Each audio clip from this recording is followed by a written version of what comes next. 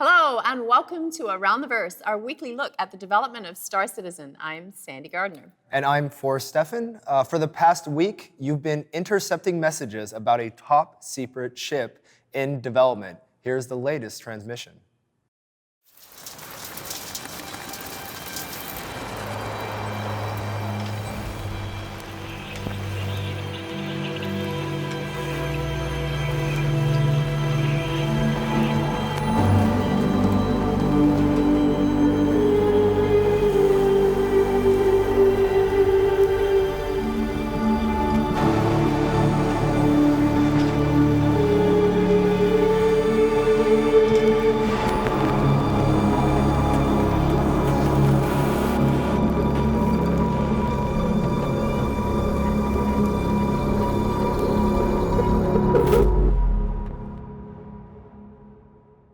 As you probably guessed, the ship in development is the Aegis Eclipse. And starting tomorrow, the Eclipse will be available as part of our latest concept sale. You can check the comm link tomorrow to learn all about the Eclipse, its role, and its history.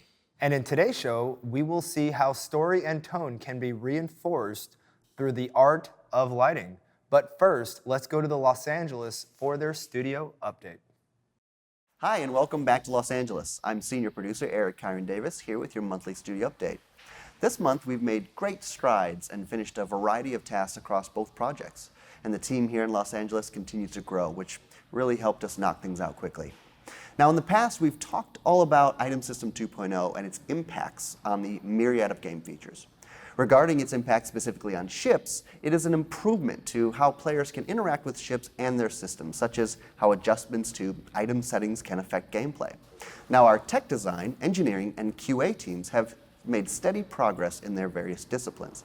Now, in our endeavor to reach the goal of rolling out a fleet of Item System 2.0 ships with updated or new items that can be loaded onto them, we've now successfully converted the Origin M50 Interceptor to fully utilize this new system. We chose to start with this ship because it's the least complex example, while still allowing us to discover issues that we can address for all 49 flyable ships and beyond. It's been the perfect test monkey. No offense, M50 pilots. And you've probably learned from your own experiences that one tends to be a bit more meticulous the first time you attempt something. We do the same thing at Star Citizen by properly documenting all necessary steps, thereby creating guides to speed up future processes. And in our first round through, we also look to identify opportunities to create tools, further speeding up our overall implementation time. And this attention to detail has really allowed us to balance power usage, heat generation, associate EM and IR signals, and balance hydrogen and quantum fuel consumption. This will also give players a reason to consider upgrading their ship components and make multiplayer gameplay a bit more rewarding. Now, QA aided with this conversion by taking an early look at the ship and determined how to convert all existing checklists to the new 2.0 framework. When making any impact to our game, QA has to test everything, which in this case included all the different interaction points. Now, prior to the interaction points, it was limited to just testing enter and exits. But checks were added for ladder enter exits, entry enter exits, power on and off, engines on and off, as well as looking ahead for features not yet implemented, such as ejections and cases which more than one player attempts a particular interaction. Now, the engineering team has also made strides in the areas of persistence and inventory. They're currently working on creating a technique for clients to request persistent information. This work supports several large features in 3.0, including cargo, shops, commodities, air traffic control, ships, players, and a whole lot more. It will allow game code to query for a modified data for entries that aren't even spawned, such as selling cargo for a ship that's landed at a station and hidden away from ATC. These features will also allow game code to correctly respawn and orient ships or items that have been abandoned on planets or in space, meaning you can expect the world and your possessions to remain in the same state in between game sessions, unless, of course, a pesky pirate comes along and does what pesky pirates do. Now, we've also made progress on the system which allows one to park their ship inside of another.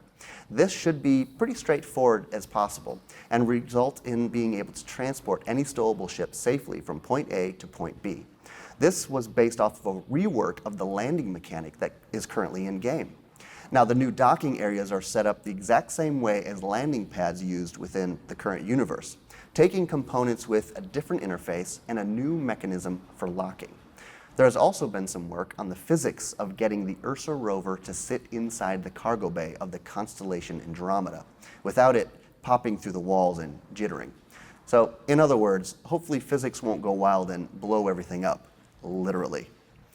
Now, the team also now has converted the basic quantum drive to Item System 2.0, giving it the ability to store quantum travel and other nav points. This means that all discovered quantum travel points are able to be set as travel destinations for use at any time, regardless of distance and signature strength. Now, the next goal is to make quantum drive look and sound as awesome as it behaves by connecting the VFX and the audio to the actual transit. This also involves working closely with design on a way to better display them to a player in a logical interface. And then from here, we can move on to pure 2.0 systems, as Quantum Drive now uses the pipe system for fuel and for power checks. Now, also this month, we've implemented a few new features into our IFCS, or Intelligent Flight Control System. On the physics side, we've now implemented an autopilot system to allow our AI and any other system to utilize IFCS, like takeoff, landing, or quantum drive, or anywhere a ship control really needs to be automated. And we've also added some support for cinematics to be able to automate the motion of thrusters on ships so they don't need to hand animate every thruster action in a cinematic. The thrusters on a ship will now behave as intelligently as they do in our current game. Now, our ship team has been making very steady progress on the RSI Aurora since our last update. The art team has now completed the seat geo for the ES and LN variants and begun work on the engines, while tech design is implementing these new assets, utilizing the Item System 2.0 framework directly into the ship archetype, making this our first scratch-built Item System 2.0 ship. Also, the Anvil Terrapin's exterior is nearing completion of the gray box phase and has near final animation. Our tech content team continues to improve performance by automating and improving processes. As you know, the scale of Star Citizen is such that even large teams need some additional support in the form of outsourcing partners. One of the difficulties with outsourcing tends to be ensuring a team's refined processes are adhered to and assets delivered meet all requirements for simple integration into our game. As you've heard in the past, there are many pipelines and processes within Star Citizen, and some of them are more complicated than others. Onboarding an outsourcing team requires that the tools can be installed and run in an external environment with limited support from us, really in order to save time. So this month, the tech animation team developed a standalone installer that automatically mounts sample assets, tools, and documentation, no matter if it's for Motion Builder or for Maya. We can now easily bring on board any potential partners quickly, saving both them and us time, as well as these same partners benefit from our extensive internal tool development that we did for our own needs. Tech animation is also responsible for character skeletons, and like all things, creating a character skeleton can be done manually or automatically. Typically in the games, the rig is not really that complex, nor does it change often, thus the manual approach could actually save time. But when you're on the cutting edge of technology, updates are often required. For example, an animation engineer may require the addition of a specifically named joint for code purposes, thus requiring changes to all skeletons in the game. This would be very time-consuming if done manually. But we've now completed our SRC, or source, rigging scripts, and can make these kind of updates quickly, easily, and bug-free. The time and energy saved is not only for the rigging team, but also for the animation team, who will be utilizing these skeletons day after day. Now, a programming analogy would be to think of the rig as a compiled executable. The SRC rigging scripts are the source code. So if we need to add something to the skeleton, we update the source code and compile it, rather than patching the executable. You would just really build it anew. Now, changing gears a little bit, up until now, you may have noticed all of our characters' eyes have been more or less the same. But the tech art team has created a new data structure that will allow players to customize their eye color. This supports the first pass of the character creator, where players will be able to select from a preset color palette.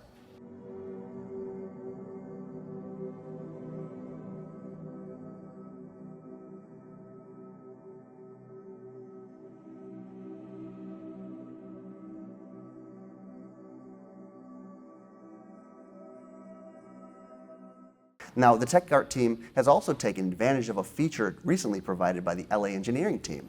Through the magic of item port tags, the body skin tone will now automatically adjust to the skin tone of the face.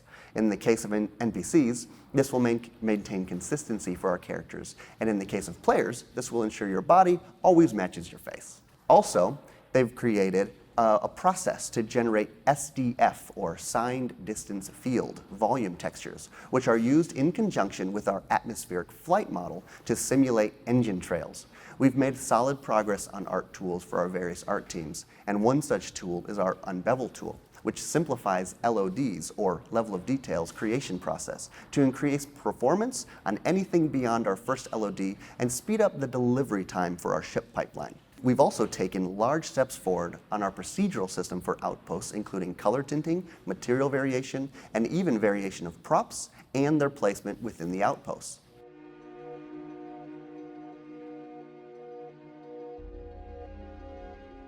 Lastly, our tech art and character team have added more armor to the armory, with a fully rigged female medium marine as well as a male heavy outlaw suit that we've shown in previous updates, going from now concept all the way into final implementation.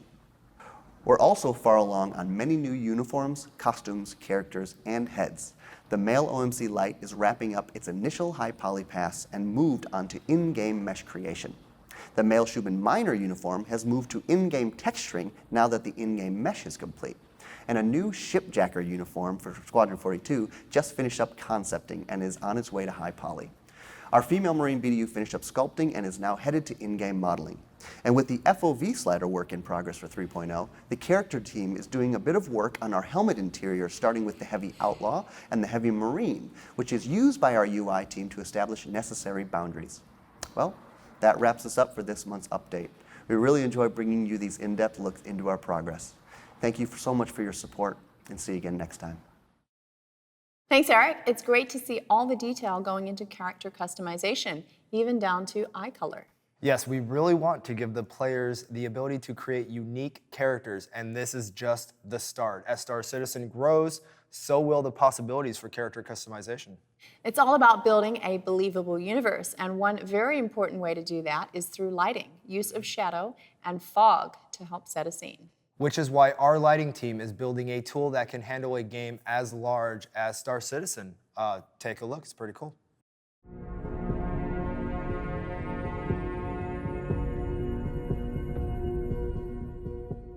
My name's Emmer Schweitzer. I'm a lighting artist here at Cloud Imperium Games. Hello, my name's Nath. I'm the vehicle art director here at Foundry 42. I'm Chris Campbell. I'm lead lighting artist at Foundry 42 in Frankfurt. Hi, my name is Maria. I'm the lighting artist for Star Citizen. I'm Ben. I'm a graphics programmer, and by habit, I've sort of become the volumetrics and the lighting kind of guy.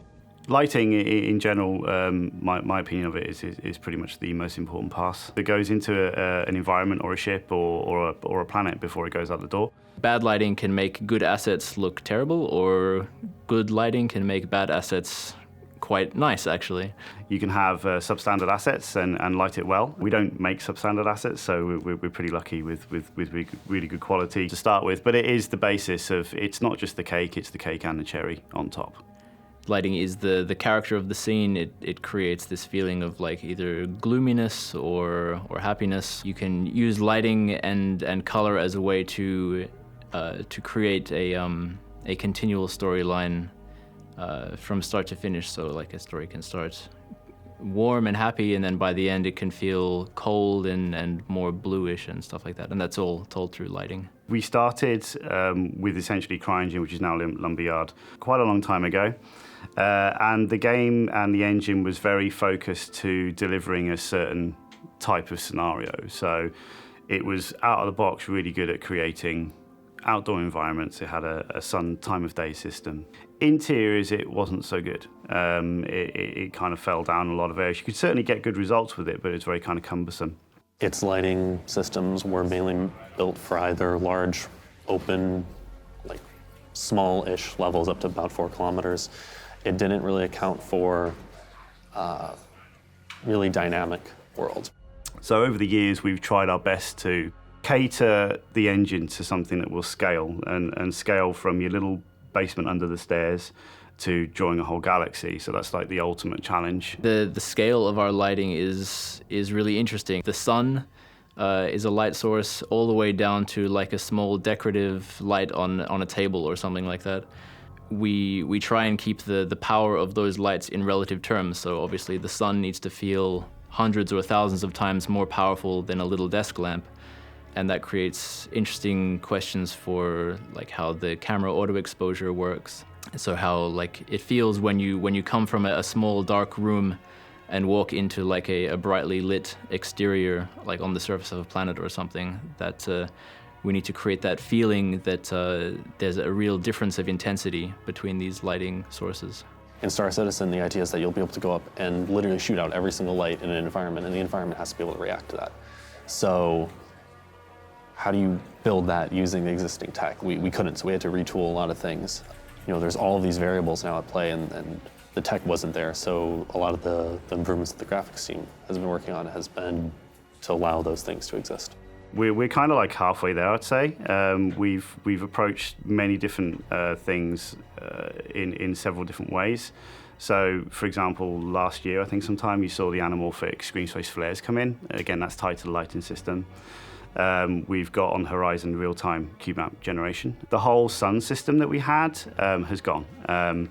There is one sun in the galaxy, which will light all of the planets. So there's the guys in Frankfurt, obviously, who are developing the planetary tools, and the lighting system for all the planetary tools are in the planetary tools, I should say. So it's completely driven by the atmosphere of the planet. And for an artist to get his head around all that at times, it's pretty challenging, but it's good fun. We do use lighting for creating a change in the physical, like in the player character as well. Not normally in the lights themselves, but through things like color grading and post effects on the camera, which generally falls underneath the lighting umbrella as well. So changing the color of the screen, like either desaturating it or adding more contrast and stuff like that. That's part of lighting as well. Like if the player is hurt or injured, then the color grading can react in a way that it either desaturates or makes the color more vivid or something like that. When it comes to the ships, then you're talking really about a different set of challenges. All the lighting in the ships is 100% dynamic and 100% physically correct. Hence, we have a physically based rendering system. You do want to have some sort of feedback loop with the artists to make sure that the light bulbs are positioned properly, to just make sure that even within a small ship like that, your eye is looking at specific things that you want to call it, right? If there's a turret somewhere, you want to know that the turret's there, it's not hidden away in darkness. So there's definitely call-outs that we notice, but it's also a collaborative effort, going back and talking to the designers and the artists and making sure that if there's a component that you interact with on a wall, that that component's there. And maybe it's flashing if it's damaged or something, right? The challenge with that is you kind of need these tools put in place to make that happen. Now, what was happening up until a few weeks ago now, we have a layering system. So you'd essentially group lights into small groups and switch them on and off at different times during the ship's state. So if it was in an emergency state, you'd switch the default state off, and then switch the emergency state on. Now, that kind of works in theory, but it has a lot of problems with it. First problem is your cry file or your Lumberyard file ends up being obscenely big because we have thousands upon thousands of lights that essentially 3/4 of them most of the time are switched off. And the transition between one state to the other is kind of it's on and then it's off. So you can walk around the world today, you can come into this room, you can switch these office lights on, and they'll have a distinct style when they switch on. They might flicker. If they're an LED, they may come up to a temperature and cycle through a temperature color. We have temperature charts that we use that's in the engine, so it's completely correct. And that kind of negates things going wrong color-wise. So we wanted a system where we could transition from on in a very creative manner to different states. So whether that's evacuation or auxiliary or even to off. We now have a light grouping system so that each room has its own power state. So you can go in, you can enable or disable power to a specific room. That room can take damage, and now maybe that has to be put into an emergency state. That controller is creating these transitions for me as the artist to control. So when ship A takes damage at location B, like everything within that radius of location starts to use this system, and when you actually see it working, it's really quite powerful. And it goes to show how powerful lighting is, because you can completely change a really ambient, soft feeling environment into something that feels very, very aggressive extremely quickly, just through light alone, nothing else. I mean, the challenge is finding that right balance. I mean, if things are out of whack, then it can feel like when you leave a small interior and the interior is too brightly lit, then all of a sudden the sun feels really underwhelming by comparison, or vice versa. If it's really bright outside and you walk into a really dimly lit interior, then it's just pitch black, and it doesn't feel very immersive or helpful for the player if you can't see where you're going. I think that there's a general vibe that every single level tries to achieve. You know, there's some levels that are vibrant and you want to be welcome there. Or the goal of the art director is to make you feel welcome there. It's a nice, calm place. And then there's the other side of things where it's tense, and it's, you know, something like Grimhex, where stepping in there, you kind of, you might want to watch your back, right? So there's definitely different moods that the environments want to convey, and lighting plays a huge role in that. It all kind of starts out as a concept. There's some ideas thrown around, and then the design team goes and blocks out the environment and gets an idea for the forms and the shapes, as well as the gameplay and the pathing that the players are going to take. And then art goes in and kind of details it using all of our modular sets that don't necessarily mesh together very well. Then they do decal passes and prop passes to kind of bring it all together, but then lighting's really the thing that kind of makes all those elements of the environment cohesive. It blends all of the different assets that we have together and guides the player in the right direction and enhances gameplay, as well as just overall makes the general composition of the level as good as it can be. Lighting also heavily impacts visual effects, because things like particles aren't normally directly lit in the same way that basic geometry is lit. In our game, they receive lighting from direct light sources and also from cube maps to give them a kind of an ambient lighting feel. But that's not always. It doesn't always look directly the same as the environment might look, and so there's a lot of balancing and back and forth between the visual effects artists that they tweak their particles to the same level that the lighting looks, and vice versa, that we also try and keep that in mind so that we don't create a situation where nothing can work. So basically, what starts here is like all the interior area is ready. Of course, for now it's purely dark. And as the rule for lighting artists is once we light on the room, we're gonna tell the space. But how we light up this thing is basically introduced by the atmosphere from our art director. So here is a good example from our art director. So basically this is the lighting setup before, and this is what we are trying to achieve. So according here is like, because we have the different version of the light, basically we have 3 different versions of the light. First one is like, it's a fake light source which gonna trigger the immersive power. So here is the light feature, and what we do is like we linked it with the immersive power to turn them on. So obviously each space, once they have the feature, the light should come from the direction of the feature. However, in this industry, what we did is like we have this lighting feature first, which gonna control the immersive map. And then we have another actual light gonna tell the space like where the light comes from this spot direction. And after we set up all this space, we were trying to push like different color tone for cold and warm. And once I turned down the fog, I was trying to get them even closer with the guidance from the art director. So basically, that is how we work. Usually, once I've done the lighting, I'm gonna just do the character testing, because character is a very important part of the game. So usually once I've done the lighting setup, I'll just use this test feature to see and walking around and make sure like in different positions those lights gonna cast the character correctly and they're gonna able to see this character. And also we have 2 different light setup. The one is like the cold light, like you can see casting from the edge exit of the door. It's very cold. So in that case, I designed some like warm light to make sure the character always have different cold and warm tone to make the image looks more interesting. There's new lighting tools created on probably a weekly basis at this point. We've just recently integrated a first pass of our lit fog technology, which is basically a way of transferring old fog, which is very kind of, it has depth, but it feels quite flat in the way that it renders the scene. But this new technology allows us to basically gives you a sense of where the light comes from, or like light sources can actually cast light into the scene from their source. At the moment, the old fog doesn't react to lights in any way. So what an artist will have done is they'll have put fog in an area and they'll have sort of set the color and the thickness of it to roughly approximate what it would have looked like if it had had lighting on it. So as an example, if someone's put a red light in a room, they'll probably have put some red fog in there to go with. What they're actually trying to get the impression of is some very thin white fog with a really strong red light on it. So now when you put some really thick red fog in the room and then you shine a red light on it, it's going to go completely like opaque and it's going to be incredibly red and it's going to look terrible.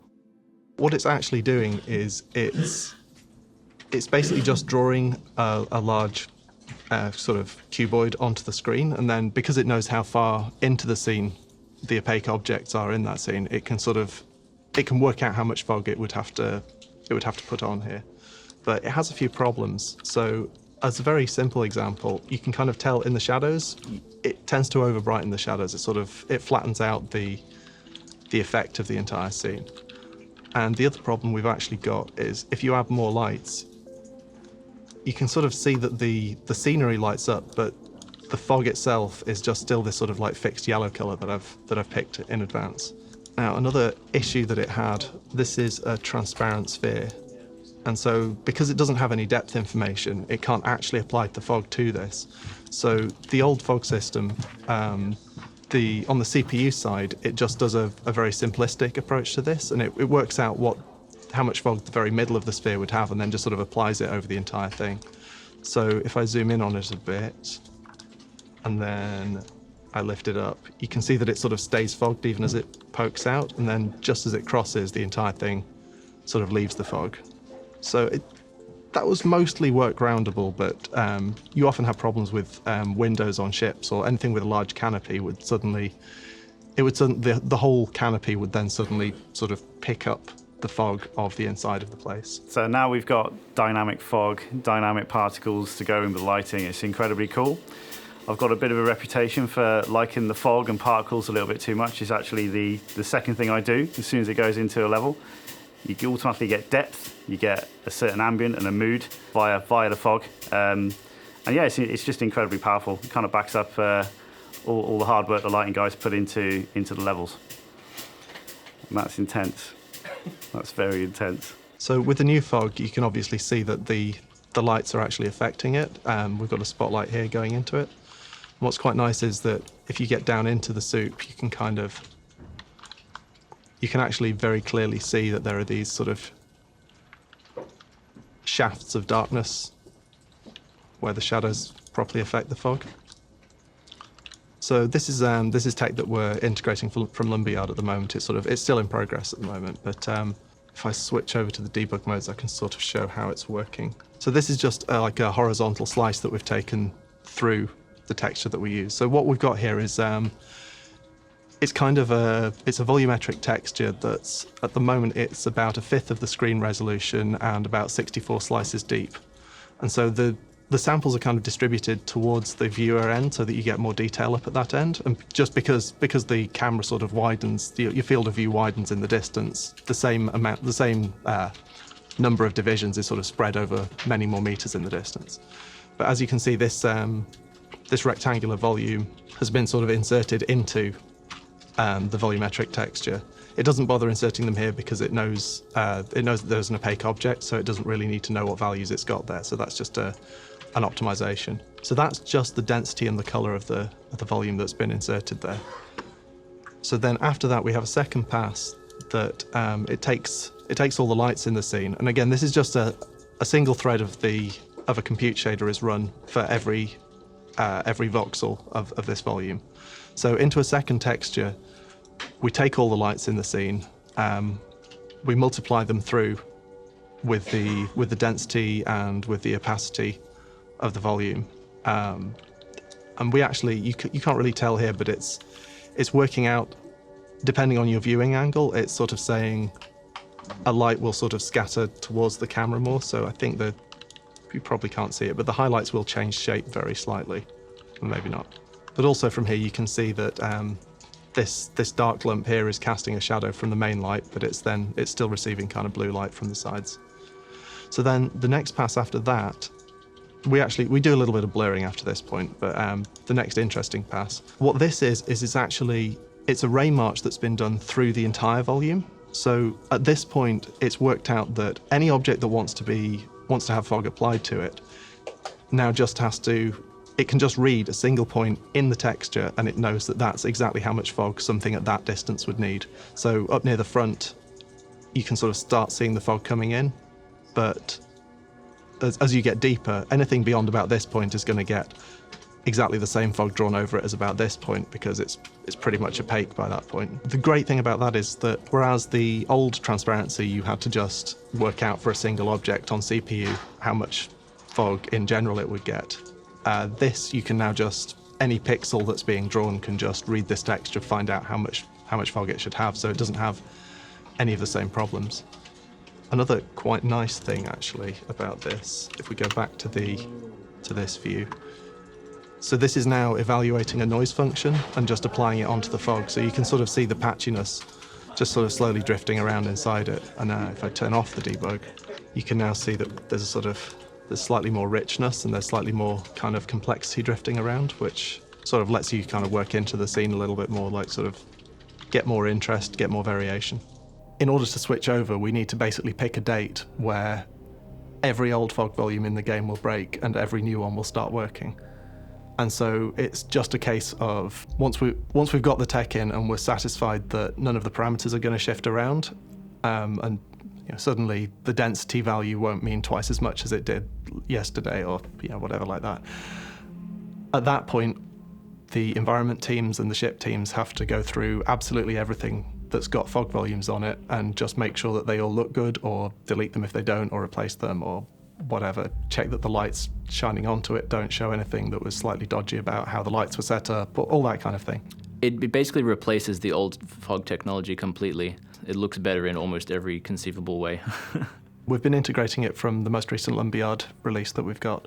A lot of the work that I'm doing at the moment is just sort of taking that and integrating it with the things that we've changed in our copy of the engine. So minor things like exactly where you get shadows from for the sun, we've changed that to be slightly more efficient, but obviously the new code is coming from a system that hasn't done that, and so we just have to go patch that up, find where those parameters are coming from, find where that data's coming from, make sure that it all feeds through in the right ways, sort of hunt down bugs that are caused by differences between the two systems. The fog, especially in space, is going to make a huge difference. The UK graphics guys are looking into creating a unified fog system so that even in the asteroid belt, right now they're kind of dull and plain looking. It's just a bunch of rocks floating around. But in space, you have a ton of ice particles, you have a ton of rock particles, you have all these little dust particles floating around, and that creates volume. So really one of the focuses going forward is making those spaces feel more alive and like there's matter there. Like there's stuff that you're passing through as you're flying through the asteroid belt. And that's driven by the fog system. So that fog system is going to be massive. But having that in the engine is incredibly cool. You can create a sense of depth just with fog alone, and as soon as you introduce lights dynamically reacting to that fog, which is what an artist would spend a long time trying to recreate, it's an incredibly powerful tool to have to be able to guide players like we kind of touched on before, and to create a sense of depth away from the camera. Sometimes the things that you don't see in the world and your mind makes up what that is far more powerful than actually seeing that asset. So strong silhouettes and things like that is a very kind of distinct and cool style, in my opinion. The fog was on the different fall, so if by default the fog gonna come like really intense, so it depends on what kind of thing you are working for. I can show this is the default sense, so they just come as a volume, but you're gonna active the fog scattering with the light. So depends on the situation of each scene, we have to design like where the fog is coming from or what may possibly cause the fog. Usually the fog effect shows up on the brightest point. See, we have a hot spot around the ground, and we got the window, the lighting traveling through here. So in my way, how I design the fog scattering is alongside the direction of the possibly lighting source comes from. See, here's the window, so that's why those fog kind of falling in that way. So this is the actual lighting source. And again, if I turn it on, this everything alive. So the entire sense, lighting-wise, it consists with basic immersive light feature and the real lighting who tell the space and the fog effect. It's brand new. It's only come in this week, and we're at the stages now of scaling it up. So it's going to work in an environment like this. Great reference, thanks guys. But we obviously need to make that work on the scale of a nebula, which is bigger than a solar system. I'm very excited about the lit fog. It's something I've played with for a few years, and it constantly amazes me with how much it improves the atmosphere of an area. It just makes the air feel thicker, and you can really feel like you're in this space. Like every single day I basically grab a new build, and there's always some kind of new thing that's just like a new value that I can tweak that just makes things look a little bit cooler, and it's really exciting being able to see that kind of stuff. Wow.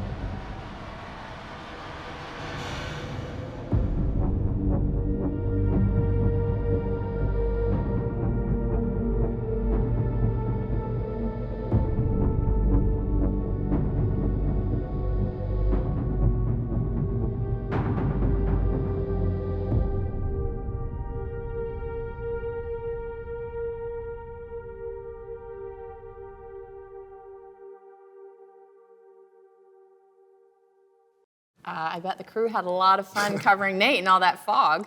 Does that count as research and development? I'm sure it does. And I'm going to say yes then. Before we go, I just want to remind subscribers that this month's issue of Jump Point will be available tomorrow. Subscribers can also fly the Drake Buccaneer as part of the Ship of the Month. And if you're interested in learning about our subscriber program, check out the link in the description. That's all for this episode of ATV. Happy Hour Friday returns tomorrow at noon Pacific. The talented Josh Herman will create another creature live on Twitch, so be sure to check that out. Super cool. Let's see if he can top the flying spider. And I also want to thank all the subscribers out there. You're the reason why we can make shows like this one and Happy Hour.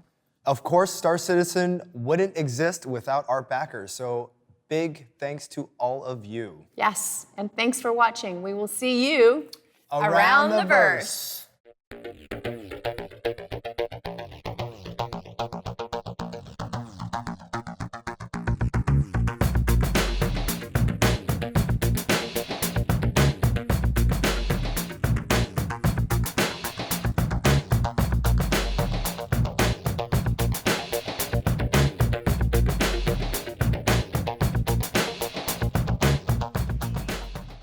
Everything I change blows up the game, so that's fine.